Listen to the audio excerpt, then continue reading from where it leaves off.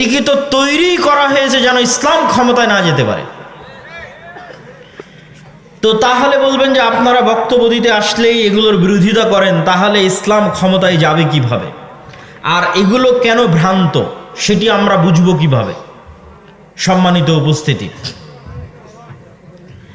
আজকের যারা ক্ষমতায় আছে তারা কি গণতান্ত্রিক পদ্ধতিতে নির্বাচিত হয়েছে?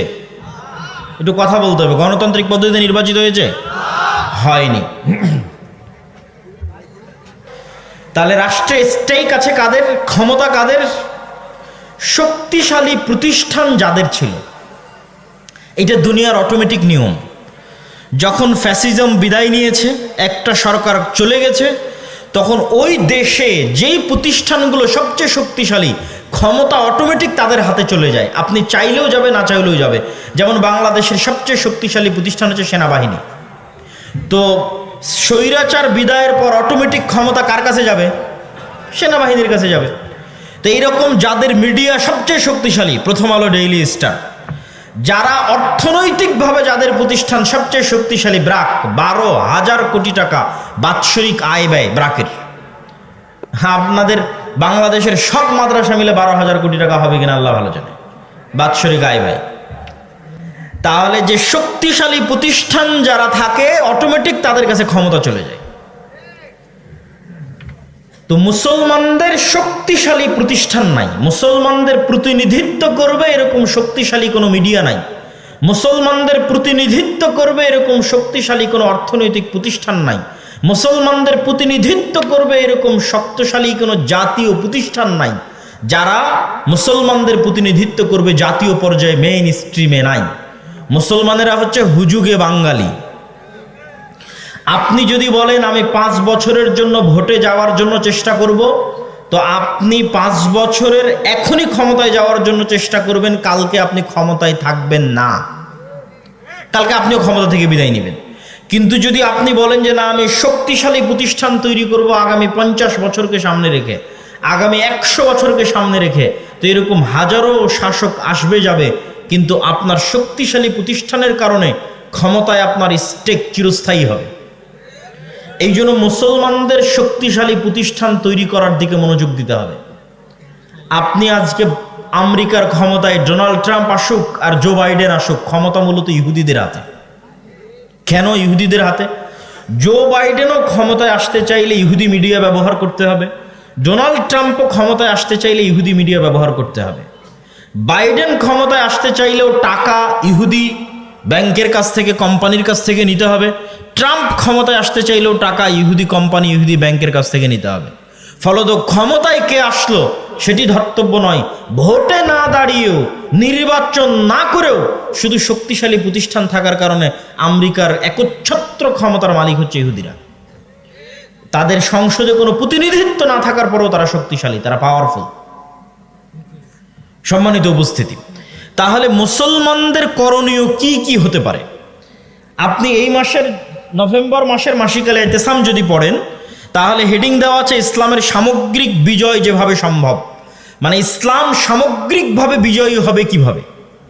ইসলাম কিন্তু শুধু মসজিদের ধর্ম নয়, ইসলাম শুধু ব্যক্তি জীবন, বিয়ে শাদীর হুকুম আহকামের ধর্ম নয়, বাপ মরে গেলে সম্পত্তির বন্টন হবে এই ধর্ম নয়।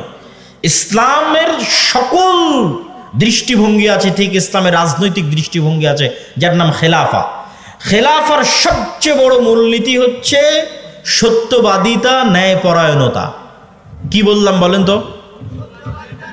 সত্যবাদিতা এবং ন্যায়পরায়ণতা, এই দুটো ইসলামী রাষ্ট্র ব্যবস্থার সবচেয়ে বড় মূলনীতি। মুসলমানেরা কখনোই আল্লাহর দয়ায় রাষ্ট্র ক্ষমতায় যেতে পারবে না যতক্ষণ না মুসলমানেরা নিজেরা সত্যবাদী না হয়, মুসলমানেরা নিজেরা ন্যায়পরায়ণ না হয়। আপনি সত্যবাদী, ন্যায়পরায়ণ না হয়ে জান্নাতে যেতেও পারেন। কিভাবে? মিথ্যা বললেন বলে আল্লাহর কাছে ক্ষমা চাইলেন, আল্লাহ যদি ক্ষমা করে দেয়। অন্যের হক নষ্ট করলেন, করে তার কাছেই ক্ষমা চাইলেন, ভাই তোমার হক নষ্ট করেছি, মাফ করে দাও, সে যদি ক্ষমা করে দেয়, তো আপনি জান্নাতে যেতে পারবেন। কিন্তু মিথ্যা বলে তৈরি করা হয়েছে যেন ইসলাম ক্ষমতায় না যেতে পারে। আল্লাহর দয়ায় রাষ্ট্র রাষ্ট্র ক্ষমতায় যেতে পারবে। তো তাহলে বলবেন যে আপনারা বক্তব্য দিতে পারবেন না, এগুলোর বিরোধিতা করেন, তাহলে ইসলাম ক্ষমতায় যাবে কিভাবে? পৃথিবীর আর এগুলো কেন ভ্রান্ত সেটি আমরা বুঝবো। আল্লাহুম্মা মালিকাল মুলকি তুতিল মুলকা মান তাশা ওয়া তানজিউল মুলকা মিম্মান তাশা। আজকের যারা ক্ষমতায় আছে তারা কি গণতান্ত্রিক পদ্ধতিতে নির্বাচিত হয়েছে? মালিক যাকে ইচ্ছা তাকে রাজত্ব দেন, গণতান্ত্রিক পদ্ধতিতে নির্বাচিত হয়েছে, যাকে ইচ্ছা তার কাছ থেকে রাজত্ব ছিনিয়ে নেন। ছিনিয়ে নেওয়া মানে লোহাকে রাষ্ট্রের স্টেক আছে কাদের, ক্ষমতা কাদের, লোহাকে টান দিলে যেমন শক্তিশালী প্রতিষ্ঠান যাদের আছে, এটার নাম ছিনিয়ে নেওয়া। এটা দুনিয়া এভাবে রাষ্ট্র ক্ষমতা ছিনিয়ে নেয়। যখন ফ্যাসিজম বিদায় নিয়েছে, রাষ্ট্র ক্ষমতার মালিক আল্লাহ চলে গেছে ক্ষণস্থায়ী, তখন ওই দেশে যেই পৃথিবী চালায় কি দিয়ে শক্তিশালী, আল্লাহর ক্ষমতা অটোমেটিক তাদের হাতে চলে যায়। আপনি চাইলেও যাবে না চাইলেও যাবে। যেমন বাংলাদেশের সবচেয়ে শক্তিশালী প্রতিষ্ঠান হচ্ছে সেনাবাহিনী, উপর হারাম করেছি, তো অথচ আমি স্বৈরাচার বিদায়ের পর অটোমেটিক ক্ষমতা কার কাছে যাবে? পরাক্রমশালী যাদের কাছে যাবে। তাই করতে পারি যাদের মিডিয়া সবচেয়ে শক্তিশালী, প্রথম আলো জিজ্ঞেস করার নাই, এখনই যা ইচ্ছা তাই করতে পারবে। করে না কেন? তো তৈরি করা হয়েছে যেন ইসলাম ক্ষমতায় না যেতে থাকার পরেও তিনি প্রজ্ঞাময়, এইজন্য ন্যায় বিচার করেন। তো তাহলে বলবেন যে আপনারা বান্দা আসলে এগুলোর বিরোধিতা করেন, তাহলে ইসলাম ক্ষমতায় যাবে কি? সাথে আল্লাহ কি করেন? আর এগুলো কেন ভ্রান্ত আর এই সেটি আমরা বুঝবো কিভাবে? তিনি নিষ্ঠার সাথে সঠিক মানদণ্ডের সাথে সূর্যকে কখন উঠতে হবে, চন্দ্রকে যারা ক্ষমতায় আছে তারা কি গণতান্ত্রিক পদ্ধতিতে নির্বাচিত হতে হবে, বৃষ্টি কখন হতে হবে, গণতান্ত্রিক পদ্ধতিতে নির্বাচিত হয়েছে, কার কখন জন্ম হবে, প্রত্যেকটা বিষয় পুঙ্খানুপুঙ্খ রূপে সাজানো আছে। তাহলে রাষ্ট্রের স্টেক আছে কাদের, ক্ষমতা বিচারে ন্যায় নিষ্ঠার সাথে সত্যবাদিতার সাথে আল্লাহ যাদের চালান।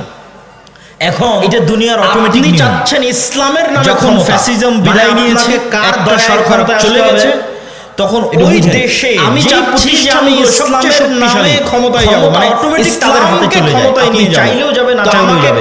যেমন বাংলাদেশের সবচেয়ে শক্তিশালী প্রতিষ্ঠান হচ্ছে সেনাবাহিনী। তো আল্লাহ তার ক্ষমতা স্বৈরাচার বিদায় রেখেছেন, ক্ষমতা কার কাছে যাবে? ন্যায় বিচারের সাথে সেনাবাহিনীর কাছে যাবে। আপনি এইরকম যাদের মিডিয়া সবচেয়ে শক্তিশালী ওই জায়গাতে যেখানে জমির দাম কম, যারা অর্থনৈতিকভাবে যাদের প্রতিষ্ঠান তৈরি করা হয়েছে যেন ইসলাম ক্ষমতায় না যেতে পারে। আপনার বোন আপনাকে না বলে বিক্রি করে দিয়েছে, এজন্য মন খারাপ করে বোনকে আপনি আপনার বাড়িতে জায়গা দিতে করেন, তাহলে ইসলাম ক্ষমতায় যাবে কিভাবে? তো আর এগুলো কেন সম্পত্তি আপনার বোনকে দিয়ে গেছে, কিন্তু এই সম্পত্তির উপর আপনি অধিকার খাটাচ্ছেন।